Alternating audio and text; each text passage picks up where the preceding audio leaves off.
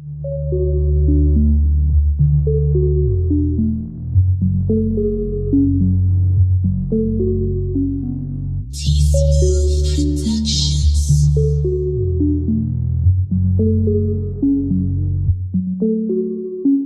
Jazzy, you everything a man could ever want, girl, you Jazzy. You not about that drama, you loyal and classy, you Jazzy. And all these other niggas shoot the shot, but you ain't having it, girl, you Jazzy. And I love you to the moon and back, baby, girl, you Jazzy. You everything a man could ever want, girl, you Jazzy. You not about that drama, you loyal and classy, you Jazzy. And all these other niggas love you to the moon and back, baby, girl, you Jazzy. Yeah, I'm talking about you, baby.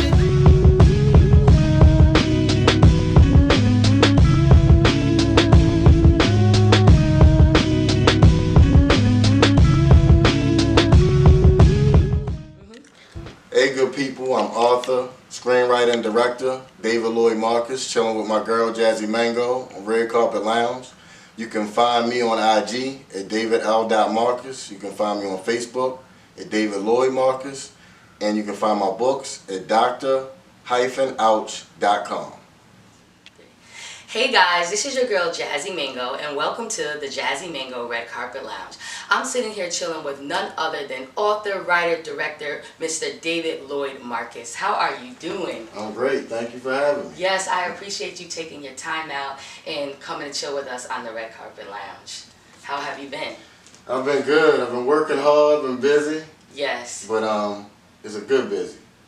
Good busy Yeah, is always it's a good busy. Like when you fulfilling your purpose, I tell people that never gets old. So I love it. And to touch on you saying fulfilling your purpose, what is your purpose, do you feel? To create films, thought-provoking work, and touch the people. Like all of my projects, when we dive into them, have a message. Every single one of them. Did you go from being an author first or a director? Author. Okay, and how did you come up with these amazing stories and these concepts? Because one thing about you is you don't hold back. No. You're going to give the raw, Yes. the dirty, the nasty, and everything that we don't want to talk or hear, but you're going to put it out there. What made you become that type of author? I think it's just in me. Like that's my personality. I've always been a straight shooter. I've always been that friend that people call to get that straight talk, that non-biased talk. Right. You know what I mean? Because I don't really mind if I hurt your feelings. I believe it's healing in the truth. It's tact, of course, but Absolutely. That's where Dr. Ouch came from. Yes. Can you explain a little bit about your book that you produced, published? Which one? The first one. Oh, the first one? First one is Ouch This May Hurt. And that was inspired by, I'm that male friend that females call for advice. Okay. Okay. I'm so him. you really telling I'm me. him. You know what I mean? So, and I felt like all of the think like a man's and everything out, I'm like, they speaking from like the father perspective. Absolutely. I want to speak from your homeboy and take you in the barbershop and take you to what men really talk about and how men really are. Mm-hmm. So you can decide how you want to navigate through having that wisdom. So, can you tell us women, we do want to know, like, what do you feel like something you can drop a jewel on is how men really think, so we can, you know, take that into heat. Okay, so first chapter, we can start there, and it's a tough pill to swallow, and women, so you get some age on you figure out, but I have a chapter in the first book called Sex Is Not Love. Mm-hmm. And I go into detail how men can possibly, not always, but possibly view sex, because I feel like a lot of friends call and like, no, but I'm sleeping with him, and I'm like, that can possibly mean absolutely nothing. Mm. He can possibly enjoy it, but you have one vision, you think it's going one place, and men don't talk like they should, which I address in the new book, right. But there's a lot of misleading things that go on with action, so if the communication is not there, I explain to them what the scenarios could possibly mean. So, transitioning into your new book, from what you just said, why is it so difficult for men to be transparent? And also tell us the title of your new book.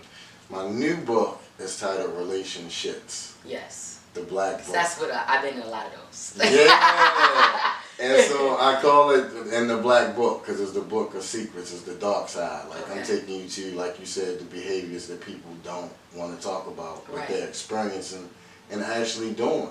And so I kind of break it down. But I think men are not transparent, for one, because they really feel like that will slim down the chances of the women that they're interested in.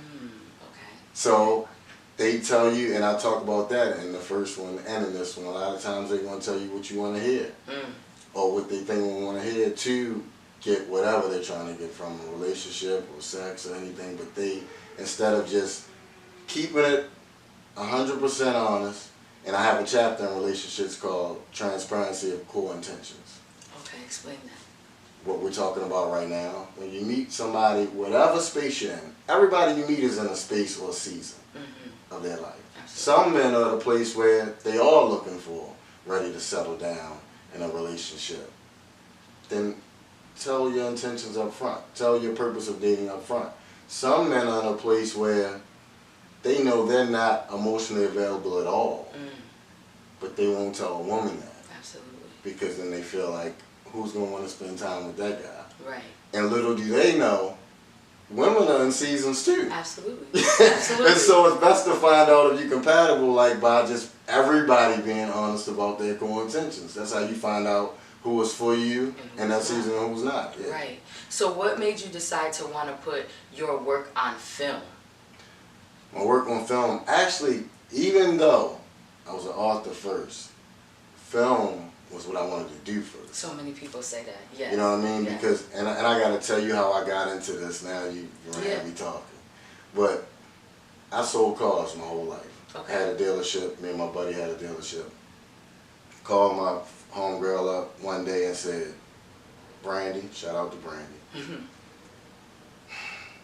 this is not it. And she like, what? You successful? You know your car? I said, but this is not it. I'm feeling something like this last few weeks. I've been feeling like this emptiness, like it's something more I'm supposed to be doing. Right. It's something I'm supposed to be doing. And we started trying to work through it because she's in the psych field. And she's like, well, maybe you're supposed to be a youth counselor, or maybe, because I said it's something. She's like, is it a pastor? Because my grandfather's a pastor. Okay. And I said, no, that's not it. I was like, but it's something touching people. That's the only thing that I knew at that time. Right. I said, I don't have this personality I do, this likability. People aren't drawn to me and wanting to listen to what I have to say for no reason. Absolutely. And so then I'm like, I don't know. So then some little time went by. She even started looking into if she could hire me to mentor kids and all that. And I'm like, that just didn't feel right. And I tell anybody, you'll know because it'll feel right. Absolutely. And then a little time would pass, not even a month or so, and I was like, I got this movie idea.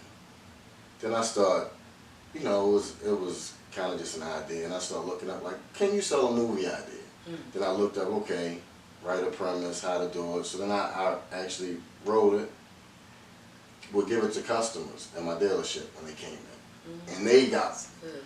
What is this? Oh, this would be so good. This is so deep. I want more, I want more. And it was only like a page. And I'm like, no. So it was still light at that time because I had no idea what direction I'm going in. Right. Then BET film competition came on TV at the dealership. I'm looking at that, like, short film? Maybe I could do this into a short film. Right, it's starting to make a little sense. Let me look up now, how do you write a script? I don't know how to format it or anything. Right. So I looked up, that's when I got to final draft, and I'm in it. I'm like, okay, let me try it. I wrote it with so much ease. I was like, I like this. I think I got something. My cousin has a camera, maybe we could film it. Invited all my friends over. Had parts that I wanted them to play. Didn't even tell them what they were at my house for. So I look at them, I say, all right, everybody, I fed you. Just want to let you know why we're here. It was about 15 of us. I said, we can ready to do a movie. Of course, everybody bust out laughing. Because it didn't seem possible at that time. So I'm like, we're going to do a read-through. Take my word for it. We did a read-through. They gave me a round of applause at the end of that. Start saying, it could be a play, this and that. Right after that, like when you asked me off camera about things turning you off from your path. Right. Me and my buddy lost the dealership. Right after, a month after that. And I was going to fund the film with that. Right. So the whole writing idea and film, that just went away. Now it's like, how do I feed my family? How do I feed my kids? And then during that time I was sitting out of work, a book idea came to me, which ended up being House Just May Hurt. Right. And I wrote that with ease. And I'm like, I'm supposed to do this. You know what I mean? Because your gifts, I remember hearing Jay-Z, like, your gifts come easy in an interview one time. I'm like, I'm not taking notes. I'm not like, I don't have scrap paper like to remember. Right. I can write a whole book in my mind without the same thing with scripts. And I'm like, there's something to that. Absolutely. And then when I put the book out, I figured out how to self-publish. I think I did like some crowdfunding on how to self-publish. Okay. And man, I was giving little excerpts on Facebook. I sold like 300 some books right away. Wow. And then the word of mouth started going and going, like, and then that's when we end up getting over 1,000 books sold off my first book. And I'm like, okay. And I haven't looked back since. That story in itself is amazing. And like you were saying, your gifts come with ease. Because when you, like, for me, I wanted to start writing scripts. And it wasn't coming with ease. And not to say, you know, give up and that's not with it. But I've known so many people that just say, I get ideas and scripts in my head and I can just write it down and I'm done with that within 2 weeks. You know what I mean? And so for you to say that's how simple was coming to you, then you lose your job, which somebody else would have took as something bad, but it was actually a blessing in disguise, because God was saying, I gotta push you because you must not see where I'm trying to take you. You must not understand that this is no longer for you. This is no longer for you. And it's scary. When you walk into this life of entrepreneurship and not knowing where your money's going to come from, you feel like you're in a panic mode and you just got to do anything to feed your family, like you were saying. But he always brings it back around. Until now, you can look back and say, now I didn't even know how to write a script, a book. Now you got 2 books out, doing things on film, and you don't even have that auto shop. You know what I mean? Where do you see yourself in the future? Are you still trying to stay independent, or are you trying to get signed or be on somebody else's production? So, remember you talked about those steps being directed? Right. I feel like I had the steps directed to build my own production company and just get distribution deals. Love it. Keep getting better equipment, better quality films, and just getting picked up. And I had an experience that directed me to starting my own company, which was I did the trying to get signed. You know how it is. Yeah. You're trying to get on, and I pitched the script. This was in the middle of, this was before doing the second one, and this was in between books. Right. Will Smith had a screenwriting competition. I pitched this script, wrote it in 2 days. Wow. For a sitcom. Because somebody told me, I said, I only have relationship books right now, but hey, I'm going to try it. Right. And then I wrote it. A year and a half later, that script came out on TV using the same family name that I created. Somebody was just explaining this to me. Yeah, the same family name that I created, the same concept about race, about the show Blackish. And so I ended up getting caught up in a lawsuit with them, and then my lawyers kind of screwed me over, but it was going on for a year and a half. I lost because I didn't have the money to keep it going. Absolutely. But they know. I even still have proof, which I'm going to tell one day, of them trying to send me like this job offer to go away. Right. And I didn't take it, and then I end up, so that, I feel like from there, and that was before I ever did a film. Right. And then that's when we started Wiseman Productions, and Wiseman Production will be one of the well-known production companies worldwide. I love it, and I love the fact that you dropped that jewel, because now that tells other film writers that you gotta be careful to where you send in your stuff. Yes. Because, you know, somebody else was just expressing that to me, that, you know, they'll maybe switch the names or the whole type of stuff, and it will be your content. Yeah. But you know what, that was only there to make you stronger and to let you know that you're bigger than what you thought. Because you went from saying I'm gonna be a small fish to being under somebody to now somebody's gonna be under me. Exactly. And that's the most important. You're gonna own all your stuff, or all your rights to everything, in your own studio, your own production, and it's definitely only up from here. Like, I appreciate you for coming to our studio and sitting on this red carpet lounge and dropping all of these jewels. If you had one thing to leave somebody that is maybe aspiring to be like you or something like you, what would you say to them? Move. Like, a lot of things is just not taking action. If you take action and don't worry about the how, that's something I drill in everybody. You get caught up in the how, that's where your roadblocks is going to come from, because you start thinking, I can't because of this and I can't because of that. Just move. Do everything you possibly can, and God will do the rest. Promise you that. And that's absolutely right. Well, let everybody know where they can follow you and all your social media, and where they can purchase your books as well. They can follow me on IG at David L. Marcus. You can follow me on Facebook at David Lloyd Marcus. And you can purchase all 3 of my books at dr-ouch.com. Definitely, guys, make sure you go check out his books and check out his films that are coming soon. And this is your girl, Jazzy Mango. Welcome to the Jazzy Mango Red Carpet Lounge. We're heading out. Make sure you head on over to Good To Go Films. The new movie, The Psychic, just aired. It's only $2.99. It's a black Netflix. I'm telling you, you won't be disappointed. Follow me at JASZY Mango, like your favorite fruit. Mwah.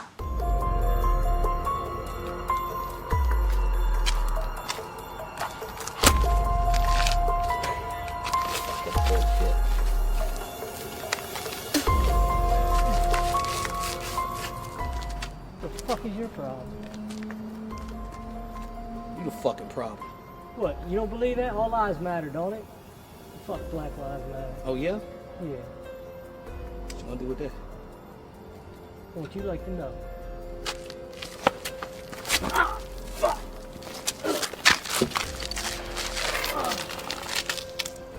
Damn it. Fuck, man. All lives matter, motherfucker. That's the fucking problem with you people. You don't get it. No, I don't. When we say Black Lives Matter, we say Black Lives Matter too.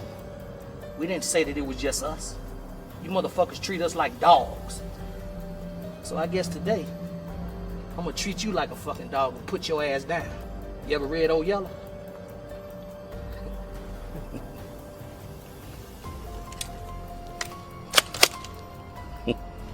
Happy Juneteenth, motherfucker. Up that quarter, bitch.